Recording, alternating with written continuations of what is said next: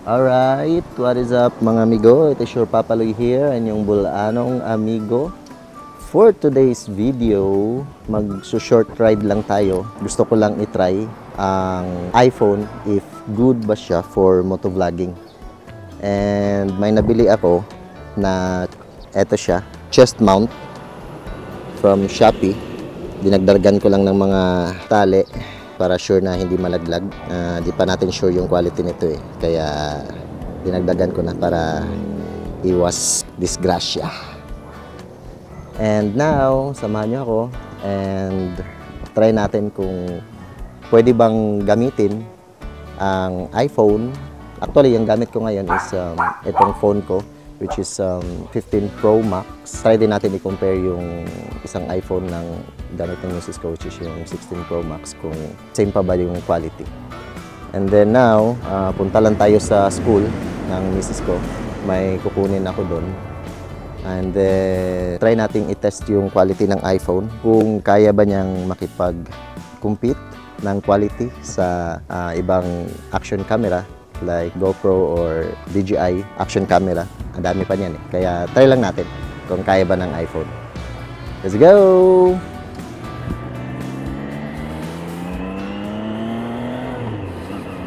Alright. It is just a test vlog kung ano ang performance ng iPhone as motovlogging setup. Ang setup ko ngayon is mayroon akong wireless mic. Yung audio is, yung receiver niya naka-direct sa iPhone, and then TNW ang brand. Mas budget friendly siyang konti kasi sa DJI na wireless mic. Hopefully ayos lang yung quality. Dalawang mic yung gamit ko. Yung isa is nandito sa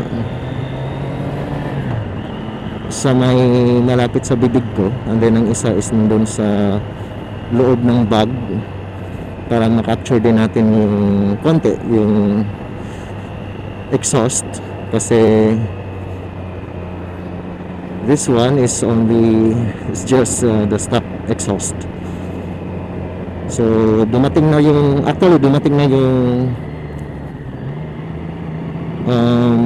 mga nag-order ako ng aftermarket exhaust, and then hindi pa natin na-install. Hopefully next vlog ma-install na natin yun, and then na-review natin, na-compare natin yung stock and the aftermarket na tunog. Short ride lang tayo, malapit lang naman. I think mga 4 kilometers away lang naman sa bahay. Test lang natin. Hopefully di masyadong maraming sasakyan sa para di tayo ma-stuck sa traffic.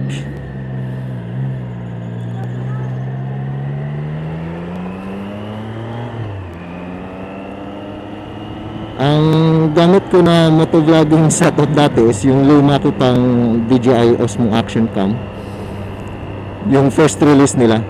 Kaya lang medyo yung quality is hindi na ganun kaganda, kaya need na nating mag-upgrade. Ayos pa naman siya, gumagana naman, pero napag-iwanan na talaga siya kasi ano na ba ngayon, may 5 na eh.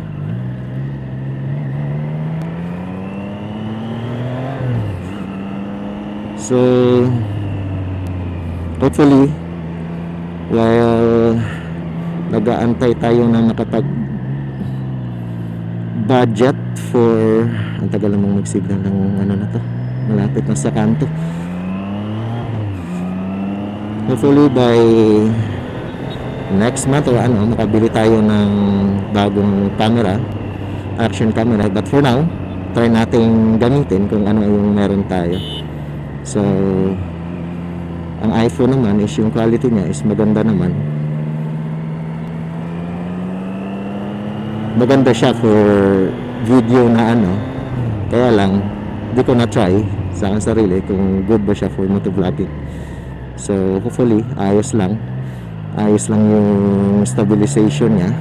Matry ko na siyang i-video na sinute ko yung yung iPhone mismo, hindi naman siya masyadong minig sa kuha, kaya hopefully itong video na to is maayos lang. Sa bagay, di naman lubak-lubak yung kalsada.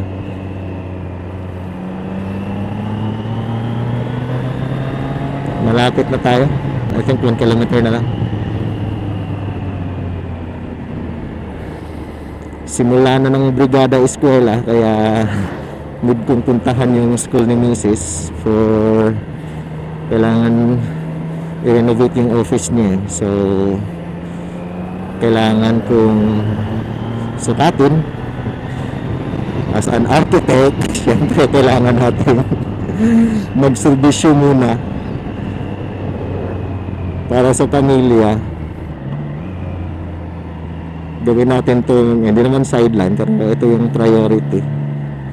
Sihiram na lang ako ng mga tao ko sa ibang site para magawa to the next day before magpasukan.